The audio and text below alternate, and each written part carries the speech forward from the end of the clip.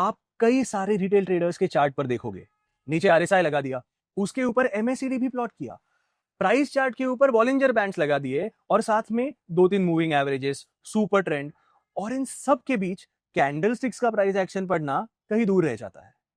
क्योंकि most traders सोचते हैं एक इंडिकेटर अगर अच्छा काम कर रहा है तो दो और ऐड कर लेता हूं, फिर एक और, तो एक्यूरेसी बढ़ेगी, राइट? और प्रॉब्लम वहीं से शुरू होती है। अगर मल्टीपल इंडिकेटर्स के साथ आप चार्ट को क्लटर करोगे तो आपको 3 मेजर दिक्कतें आएंगी। पहला प्रॉब्लम यह है कि आपके ट्रेडिंग की टाइमिंग खराब हो जाती है। अब मान लो आरएसआई ने आपको बाय सिग्नल दिया, आपका सेटअप भी रेडी है, बट आप वेट कर रहे हो। क्यों? क्योंकि एमएसीडी का क्रॉसओवर अभी तक कंफर्म नहीं हुआ, बॉलिंजर का मिडलाइन सपोर्ट भी टेस्ट नहीं हुआ, तो आप वेट करते हो और तब तक मार्केट तो आगे निकल जाता है। नाउ बाय द टाइम सारे इंडिकेटर्स आपको सेम सिग्नल देंगे, तब तक तो शायद आरएसआई ओवरबॉट जोन में ऑलरेडी पहुंच चुका होगा, शायद वहां एक हाथ बेरिश डाइवर्जेंस भी दे दिया होगा।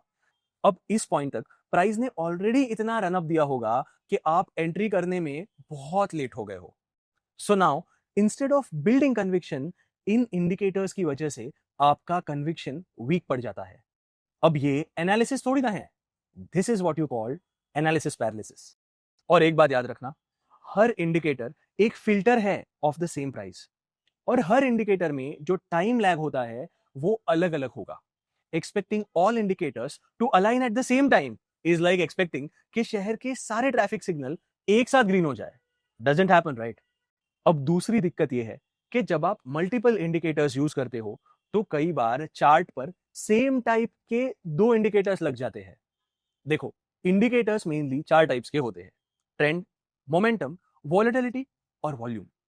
अगर आप पैराबोलिक सार और सुपर ट्रेंड जैसे दोनों ट्रेंड इंडिकेटर्स एक साथ लगाते हो, या आरएसआई और स्टोकेस्टिक एक साथ, तो सिग्नल्स आपको डबल नहीं मिलेंगे, आपको डबल कंफ्यूजन मिलेगा। इंडिकेटर्स के साथ ये सबसे पहली गलती है, एक ही टाइप के दो इंडिकेटर्स प्लॉट कर देना। देखो, इंडिकेटर्स का फायदा तब ही है जब आप उनके सही कॉम्बिनेशन को राइट मार्केट कंडीशंस और रिस्क मैनेजमेंट के साथ यूज कर सको। अब अगर आप आरएसआई, एमएसीडी, स्टोकेस्टिक सब एक साथ डाल दोगे तो है तो सब मोमेंटम इंडिकेटर्स ही। देखो, हर एक का लॉजिक थोड़ा अलग होगा, बट जिस प्राइस के बेसिस पर इंडिकेटर वैल्यू कैलकुलेट हो रही है वो तो सेम ही है। जिस टाइप के ये इंडिकेटर्स है, जो इनका पर्पस है, वो भी बहुत सिमिलर है। अब इसका रिजल्ट क्या होगा? आपको चार्ट पर मिक्स्ड सिग्नल्स दिखेंगे। इंडिकेटर्स को जब आप रीड करोगे आपको कॉन्फ्लिक्टिंग लॉजिक दिखेगा, और अल्टीमेटली इससे भी आपके ट्रेड की टाइमिंग और खराब हो जाती है। अब आपको लगता है कि यहां कंफर्मेशन मिल रहा है, बट एक्चुअली आपका जो सेटअप है वो डाइल्यूट हो रहा है। और अगर आप सुपर ट्रेंड के ऊपर एक और ट्रेंड फॉलोइंग इंडिकेटर जैसे मूविंग एवरेज क्रॉसओवर डाल रहे हो, तो या तो आपको उसका डीपर यूज पता होना चाहिए, नहीं तो आप बस आपके चार्ट को क्लटर कर रहे हो। और एक बात याद रखना, आपका चार्ट जितना क्लटर्ड होगा उतने ही आपके डिसीजंस अनक्लियर होंगे। अब बहुत सारे इंडिकेटर्स एक साथ यूज करने की तीसरी दिक्कत है ये: 4 indicator setup is equal to no setup.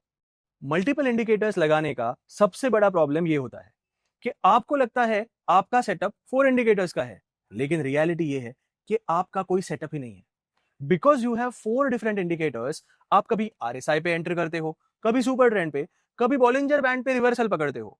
Her trade में आप चार्ट पे कुछ और ही देख रहे हो, और मल्टीपल इंडिकेटर्स लगाने का ये बहुत बड़ा प्रॉब्लम है। आप सोच रहे होते हो कि एक सेटअप 3-4 इंडिकेटर्स पे बेस्ड है, पर रियलिटी में हर ट्रेड आप किसी नए लॉजिक के साथ एग्जीक्यूट करते हो। कभी आरएसआई से एंट्री ली, कभी सुपर ट्रेंड से, कभी वीवैप पे बाउंस पकड़ रहे हो। और जब ट्रेड गलत जाता है तो आपको पता कैसे चलेगा कि गलत आखिर गया क्या, गलती कहां हुई? हर बार सेम चीज करोगे तो यू कैन फाइंड कि इस सेटअप में ये पर्टिकुलर गलती हो रही है, बट बिकॉज आप बार बार सेटअप चेंज कर रहे हो, you can not identify what is going wrong. तो ऐसे में आप बैक टेस्ट क्या करोगे? अपने इंडिकेटर स्ट्रैटेजी या सेटअप को रिफाइन कैसे करोगे? ट्रेड किस वजह से गलत गया ये पता कैसे चलेगा? और ये प्रॉब्लम और बढ़ जाती है जब आप सेम टाइप के मल्टीपल इंडिकेटर्स एक साथ लगाते हो। अगर आप बस 4 इंडिकेटर्स लगा के रिएक्ट कर रहे हो तो आप कोई भी सेटअप फॉलो नहीं कर रहे। तो अब इसका सॉल्यूशन क्या है? सिंपल है। देखो, टेक्निकल ट्रेडर हो तो पहले प्राइस एक्शन पर फोकस करो, एंड ऐड 1 और 2 इंडिकेटर्स जो आपकी स्टाइल, आपकी साइकोलॉजी को सूट करे, और फिर उस सेटअप के साथ टाइम स्पेंड करो। Spend at least 1 month trading with the same setup. अपनी गलतियों को आइडेंटिफाई करो, एनालाइज करो, note them down.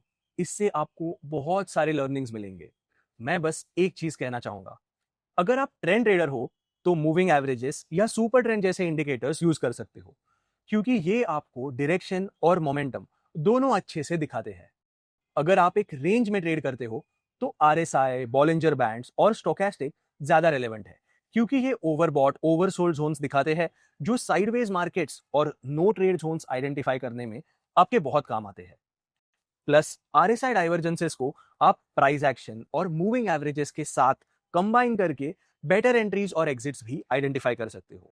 Bye the way, RSI और डाइवर्जेंसेस पर मैंने एक पूरा वीडियो बनाया है which you can check out on our YouTube channel.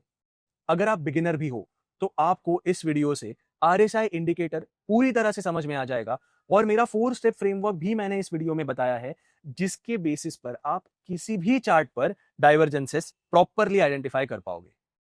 Now coming back to which indicators you can use based on your trading style. देखो, अगर आप ब्रेकआउट ट्रेडर हो या प्राइस एक्शन ट्रेडर हो तो price plus volume plus support resistance analyse करना इतना ही आपके लिए काफी यूजफुल होगा, क्योंकि ब्रेकआउट ट्रेडिंग में ना टाइमिंग बहुत ज्यादा इंपॉर्टेंट होती है, एंड ज्यादा इंडिकेटर्स लगाने से कई बार आपके सिग्नल्स डिलेड होते हैं, जिसकी वजह से आपकी एंट्री टाइमिंग बिगड़ जाती है।